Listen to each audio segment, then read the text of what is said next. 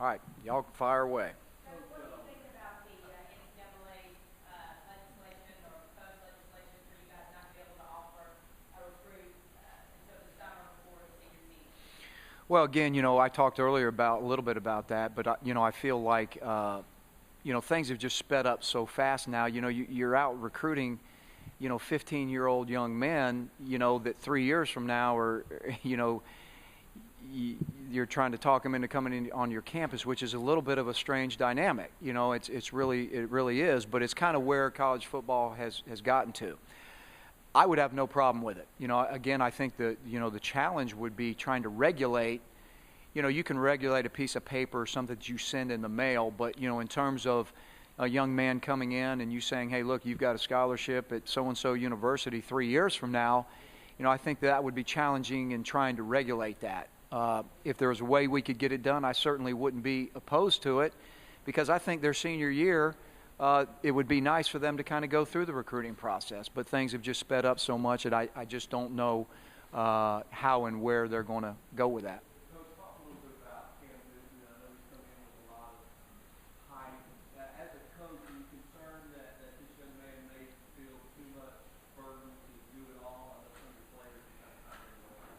Well, I don't know how he's going to feel.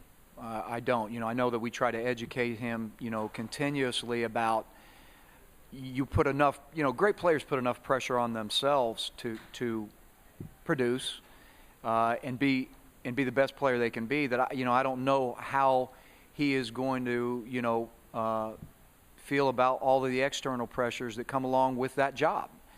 I can only tell you that we educate him on, staying very focused on what we're asking him to do, stay very focused on the task at hand, and we do our best to, again, try to educate our guys that the outside pressures are something that we really try to pay a little bit of attention to instead of a lot.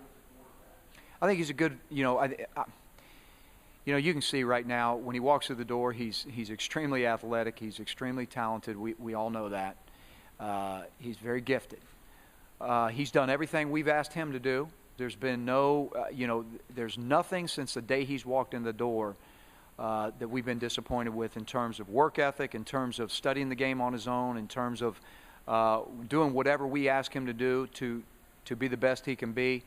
He's done all that. So the only thing he has left to do is continue on that track in 2 days when fall camp starts, August 4th, to continue on that same track, and then he's got to produce on game day.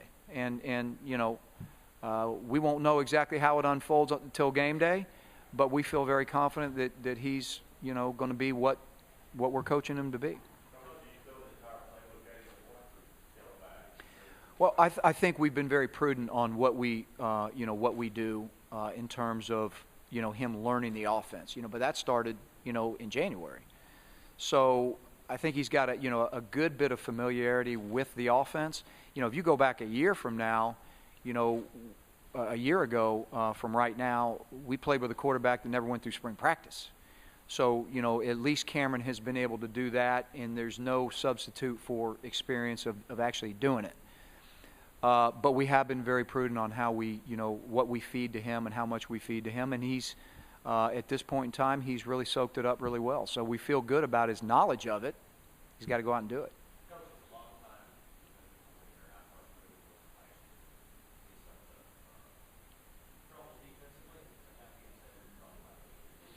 Well, I want to make it real clear that, obviously, defensively, along with the rest of our football team, but defensively, no, we're not happy with the way we played entirely the whole season. But there was times where we played well.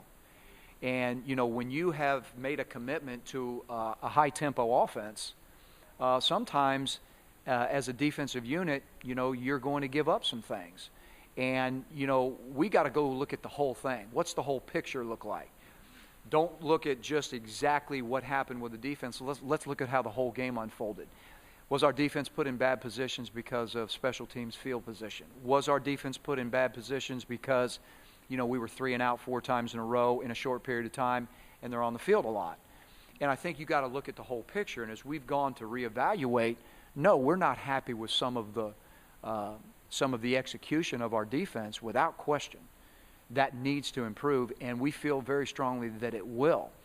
but we've also had to go back and kind of look at, what we're going to do offensively to get more first downs, to run the football better, defensively or special teams wise, to not put ourselves in such bad predicaments with field position issues.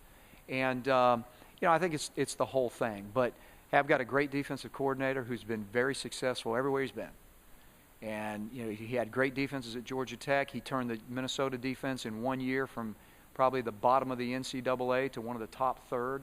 I've got a lot of trust and faith in Coach Roof, and together we've really worked hard to play better defense. So we fully expect that, but I just want to make it people understand. I mean, you can go to the bowl game itself, right there, and you can look. There's some things that we wish we would have done better. We had 5 interceptions. And there's some things that we did during the year that I think get overlooked a little bit that are very positive for our defense. So we need to play better, but we still need to be very productive in some of the things that we were productive in last year as well. Well, I think we've got numbers to work with, but what I think everybody's got to be cognizant of is that the numbers that we've now kind of plugged in, trying to manage our roster, they're all true freshmen.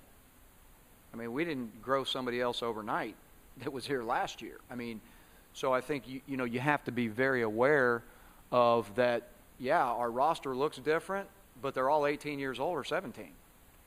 So we just got to be mindful of that.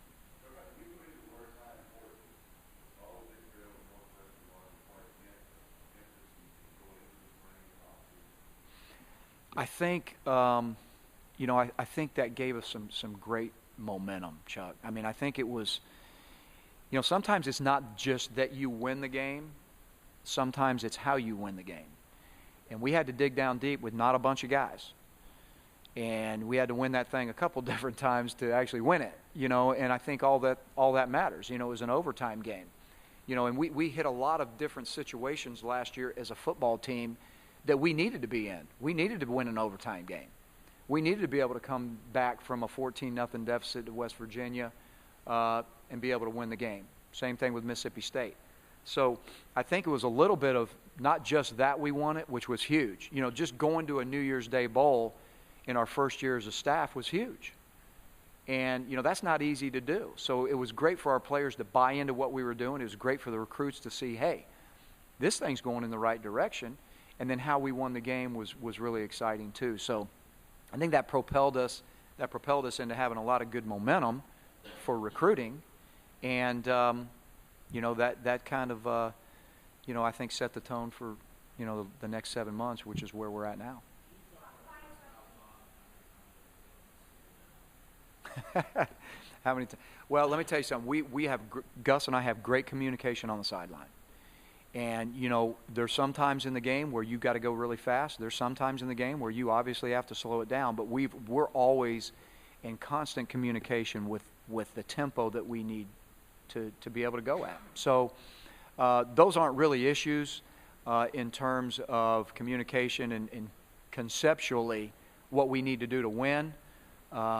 But we're always in constant communication with that. Thank you.